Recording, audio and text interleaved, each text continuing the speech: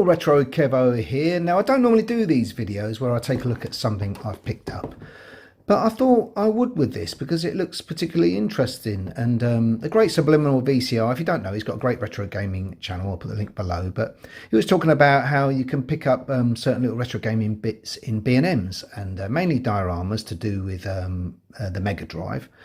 So I thought I'd have a look. I popped to a town the other day and they had a B&Ms and I wandered in. Now, I didn't have any of the sort of diorama stuff, but I came across this.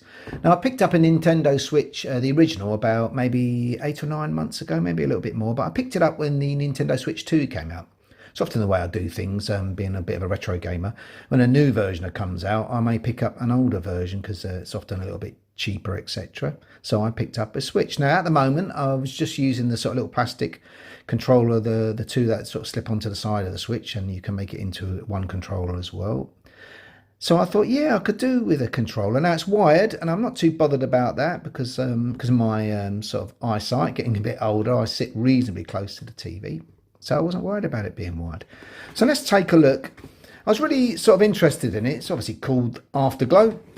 Because I quite like sort of neon lighting stuff, that sort of synthwave effect of neon. I really like that.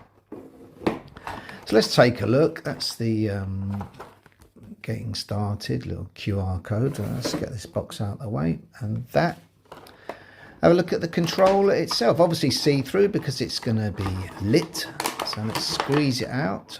Get rid of that box for the moment. There's the lead, obviously being wired. So yeah, my phone's playing ball at the moment with its focus, but yeah, it looks quite nice, feels quite nice. It reminds me of an Xbox One controller, actually. I've been playing a bit of Xbox One lately, but yeah. It's got, you can feel these, got buttons at the bottom, the usual stuff. Oh, let's take this off. Out of the way. Yeah. It's quite nice. So let's give it a whirl. Let's get the old switch turned on and we'll see what it looks like with the lighting on.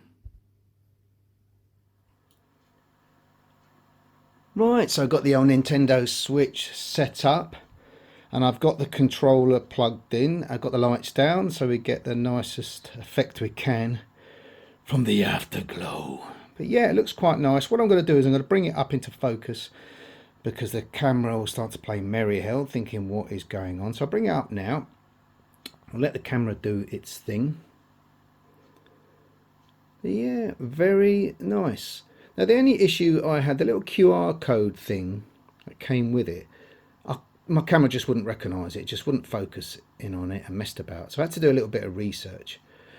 And first I thought, stupid old me, you just bought different coloured controllers, but you know, that was stupid of me.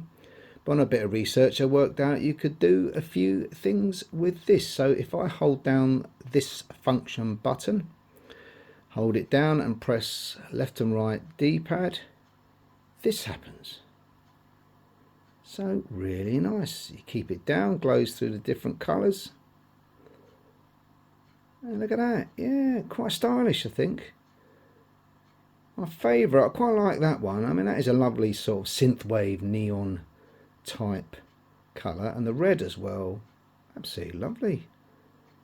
But yeah, it's a sort of yellowy, it goes to green. And then back around to blue. So really nice, I think that's really nice. Let's get to the sort of purple. And then, same thing, keep the function button down. And left and right gives you how bright, or actually even right through to off.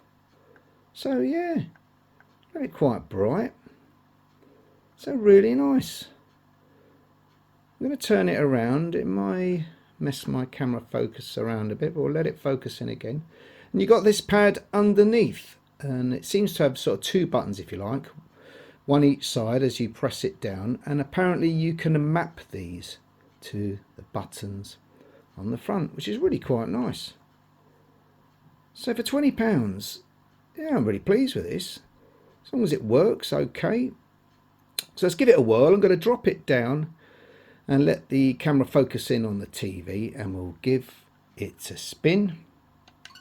I'm going to play some NES obviously emulated on the Switch, which is really nice.